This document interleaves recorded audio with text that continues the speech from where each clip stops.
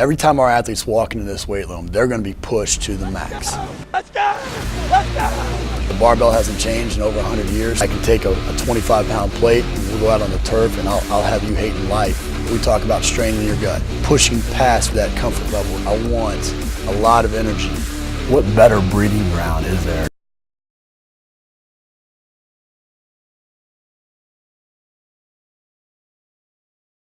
Hey guys, welcome back to Our Game Chalk Talk. I'm your host, Rob McKeefery, and this is episode number 262. I want to thank you guys for listening each week. Really appreciate those of you that like, share, and comment. Just helps us continue to highlight the great people that we have in our profession. Also want to thank our sponsors, and specifically Woodway, for bringing this episode to you for free. I only partner with companies that I believe in and people that I believe in, and Woodway is a first-class company through and through. If you're in the market for a treadmill, please reach out to them. If not, just the next time you see them at a conference or something, just let them know how much you appreciate them being a part of the show. This week, I'm joined by a friend of mine, David Boyle. David's got 36 years in the business, and we've spoken at a couple clinics together. He's on the board with the ASCA. He's been in the NRL, the ARU, the NBL. He's done pretty much anything you can do in this profession. So super excited to have you on the show. Oh, thanks, Ron. It's good to be a part of it. I've been watching it for a couple of years, and yeah, it's really fun to make the grade. Awesome, man. Well, hey, you've got 36 years in this business. You've done pretty much everything under the sun. Which one of those experiences best prepared you for the coach that you are today? Well, as an athlete or a footballer, I guess the only attributes I had was I was fit. I could take a hiding. So that was our biggest winner, and that's what I've stuck with over the last 36 years. I just keep training and keep learning. Yeah, well, I think that's so important. I mean, I often take a lot of criticism when I say that. I think to be a great strength coach, you have to have been an athlete and had to feel the extra pressures that come with being an athlete, so you can fully understand that as a coach. And doesn't mean you can't do a great job and be a good strength coach, but I think that you have a better understanding of what your athletes go through when you're talking, it's not just strength and conditioning. It's meetings, it's games, it's, outside pressures and those types of things. So I agree with you 100% on that. You don't stay in this business for as long as you have without making some mistakes along the way. What's one of the biggest mistakes you ever made and how you learned from it? I think I did have a job about 20 minutes away with the Dragons, and I decided to quit and move on back to Sydney, which has put about another 4 hours on my day travelling. So that was a big mistake, but it's turned out to be a lot of success as well, meeting new people and finding new things to do while you travel. Listen to your podcast. You said you quit. What was not without going too much into the details, like when you're a coach and you're going through a situation that is maybe not what you want it to be, what advice would you have for that young coach that, how to handle that situation a little bit better? I didn't get on with the doctor. He was trying to run the program. Yeah. And that was going back nearly 20 years ago. Yeah, sure. So I was getting blamed for all the injuries, and in the end, I just said to him, "Listen, Doc, I respect you. What about if you write the programs and I'll just stand in the gym and watch them, and then you can't blame me for the injuries?" And in the end, I respected him, but I decided to move on. Right. Well, I think that's an important lesson for the coaches that are listening. You're choosing to work somewhere as much as somebody's hiring you to be there, and if it's not a right fit, the best thing you can do sometimes is walk away and find something that is a better fit.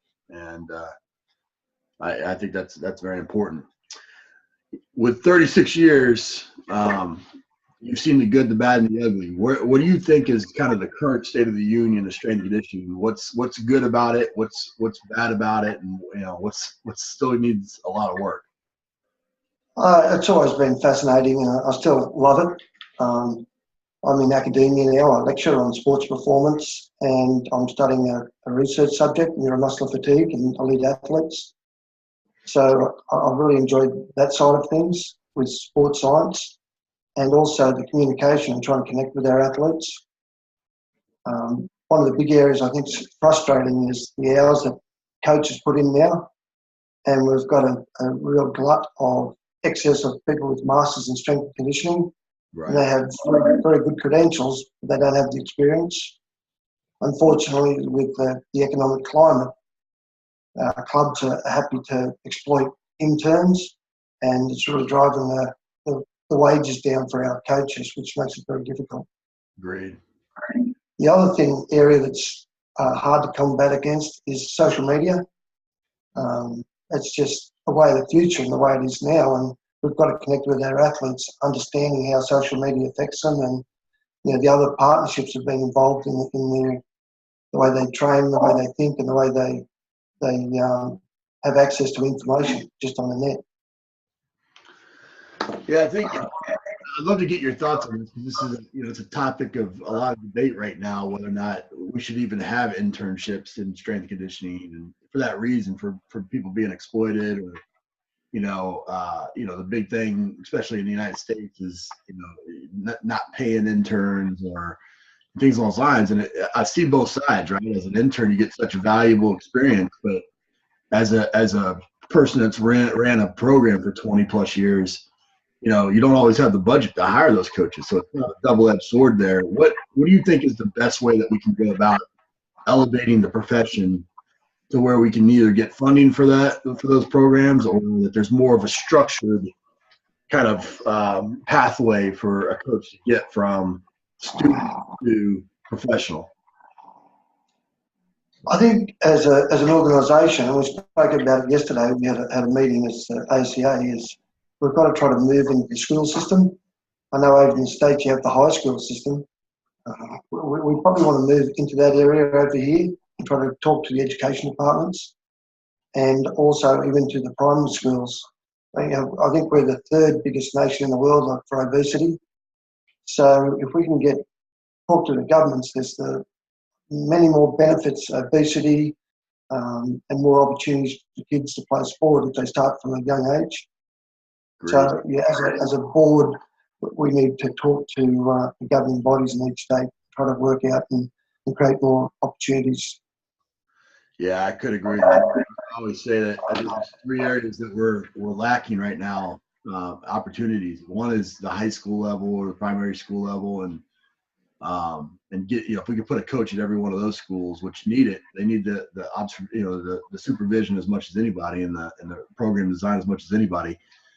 I think adding what you're doing now, where you're teaching at the university level and creating a degree in strength and conditioning, and having our coaches that have been in the profession, that have been in practical in the trenches, going back and teaching next generation, I think would create jobs. And I think the administrative positions, kind of that high performance manager role that's in a lot of the programs around the world, it doesn't really exist in the United States, where we don't have a lot of coaches in athletic director type positions or hiring type positions. Again, a place where people that have been in it for a while, like us, could go once you don't want to be working 16 hours a day and counting the 20 all the time. So I agree with you 100% on that. You mentioned social media. That can be an ugly, really, really easily, and obviously there's coaches out there that exploit that, and they're all about the hype and all, there's no real substance.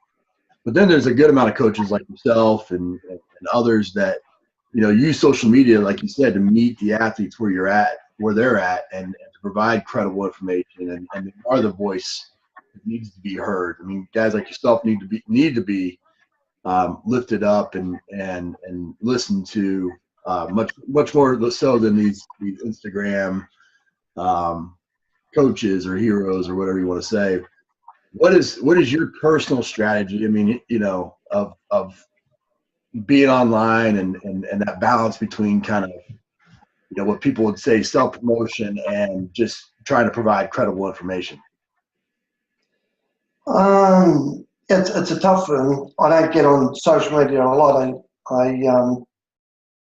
Of an afternoon, because it just consumes up so much time.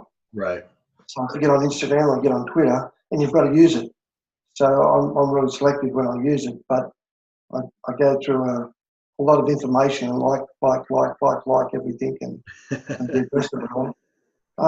And there's some really good stuff out there as well. So it's really educational. But there's so much information out there. It's really important that we connect with our athletes and listen to them and find that way to connect and communicate and build up that respect. And try to get the seriousness out of the athletes and try to relate it back to what they do. And we talk about sociology and how we connect with them. So we're not really, as coaches, we're not really in their inner sanctum. So the way we relate to them, it's all about the team. Right. And, if they don't want to do something, it's about the team. Don't let the team first. I don't want to lift hard today. Or you go tell those other 15 guys you don't want to lift hard. And if they say they don't mind, well, you can lift at 50%. And then tell the opposition next week, listen, let's just run into each other at 50% because we don't feel like we want to play that hard. And that's the sort of things. I had a good coach. His name was Brian Smith. I've had him coach. We've worked with him for 3 times. And he said, our guys will play good when they feel good, but they only feel good once a year. And then we've got 26 games to play, so I need them to play good when they're not feeling so good. No and doubt. that's what coaching's all about. Absolutely. Yeah, you mentioned the athletes and your personal relationship with them, and again, going back, 10 years ago, even, sports science and monitoring and everything wasn't nearly what it is today. You've done. I've seen you present multiple times. You've done a great job of being able to blend monitoring with the communication with the athlete and having your thumb and your pulse on the team. What are some of the strategies that you've used to really stay connected to your athletes and communicate with them to be able to get the best out of them? I think you've only got to. You can't bullshit to them. They know when you're sort of talking shit. Right. So you got to be honest with them. And one of my philosophies, or one of my biggest statements to athletes, I don't know everything about strength and conditioning, but I promise you I know somebody that does, and I'm not scared to ask them. Right. And so you really try to get to them and try to look outside of them and where their background is. Life's getting really complicated for young athletes now. Social media, there's so many things hitting them. We only get a small amount of time to connect with them. So it's really reading their body language and the tone and just try to create a good atmosphere for them. Yeah, 2 things you said there I think are so important is it's okay not to have all the answers. And I think sometimes these young coaches, they gotta feel like they have to have all the answers. And it's okay to say, I don't know, but I'll find out for you. And I think the second thing is, here's a guy that's done almost everything in the profession, been at the highest levels of sport, and you still have a group of people that you can reach out to. You have a network of people you've built through the years to be able to reach out to when you do have those questions where you get stumped a little bit, and we all do. What are some of the strategies you've done through the years to kind of build that network?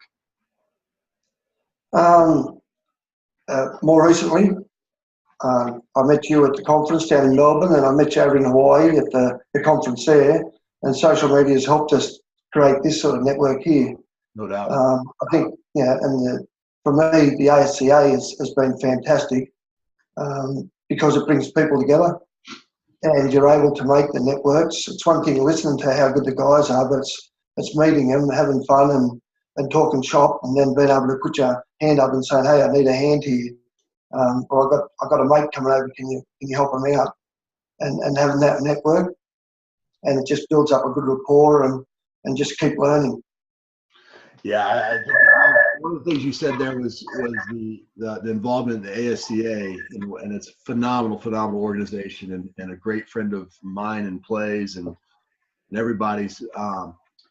Being involved in your organization, that's such an important part of the process because, I'm sure just like you, sometimes you go to these conferences, you go to these things, and you're outside of a conference, and people are complaining about the state of the union, but they're not willing to participate in the process. You know, they're not willing to go to the conference. They're not willing to vote for the board members. They're not willing to write the articles or speak at the events or host an event or whatever it may be. You're on the board of directors for the ASCA. What can coaches do to be more involved with the ASCA? Well, we set up special interest groups. So wherever we're at, we're in Sydney, we had a special interest group. Nick Steele runs it down there, coordinates it. Great guy. And we have it at local organisations. Well, actually, it was a AFL. The Giants was last night. The month before, we had at New South Wales Institute of Sport. So all our coaches have a say, and we have young hour power. So we have about 3 or 4 little 10-minute guys, the younger athletes and coaches get to speak, and then we have guest speakers. And they'll go on. If they do a great job, then we sort of recruit them to have workshops or do the national conference.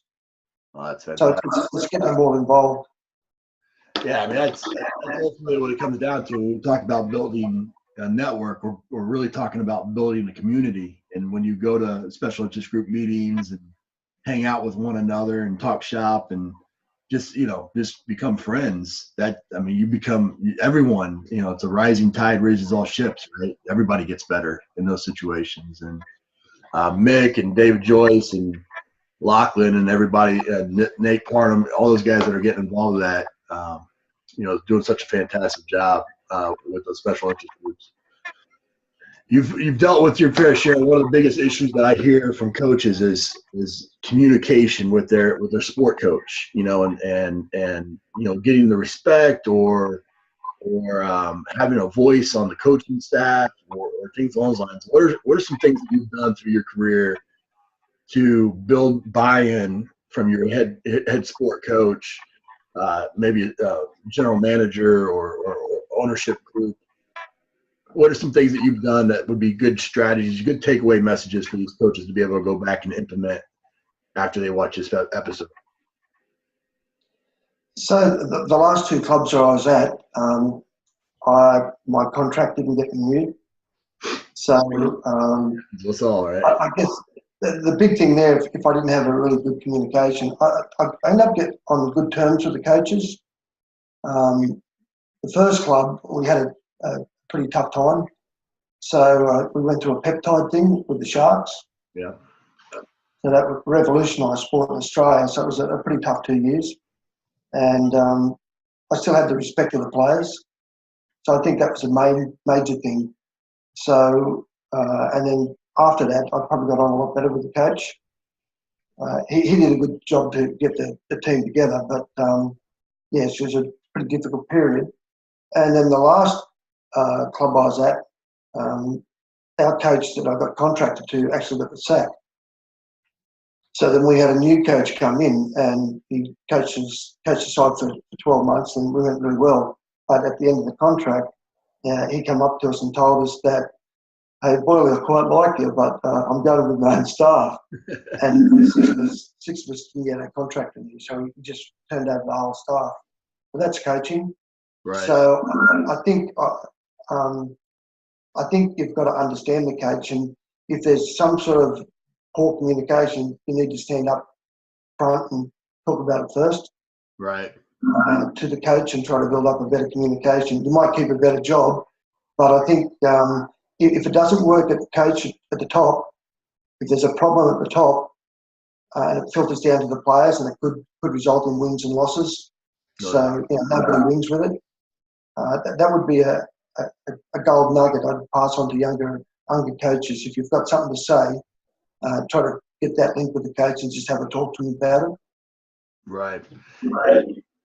In sport and being involved in that process and being outside of the 4 walls of your weight room, I think is important. And I think what you said at the beginning there is something that a coach echoed to me at one point in my career. Just said, hey, if you want me to love you, love my players. And if you have the players, respect, all of a sudden now a lot of times you're going to have that coach's respect as well, because you're around them more than anybody. And so, I think dead on what you just said there for sure. David, we end the show with some resources here. What's the best piece of coaching advice you ever received? Respect your players, be a good coach, but be a good student. Keep learning. Be a good, that's something. Before we end the show here, you said that earlier about just deciphering, all the information that's out there. I mean, it's when you came up, when I came up, there's only a handful of books on strength and conditioning, and there wasn't all these websites and all this social media and this fire hydrant of information coming in. At this point in your career where you've pretty much done it all and you know more, you've forgotten more than most people know. Like, how do you go about deciphering all the information that's coming in these days? I just think I work on myself as a person. So there's a lot of good stuff. And I'm really interested in learning now. So I've gone the back way. I actually did a master's in business to start off with, and now I'm doing a master's by research. So I'm really interested in what I do, and the more I've got a great opportunity. I still visit a lot of the clubs, the NRL clubs, and look at their programs, and I can see how good their programs are. It's not transferring to the field, and they've got the players, so there's something else there. Right. And I think, we're just looking for that. That's something, what it is, to try to motivate the players week in, week out, and just try to keep them on the threshold.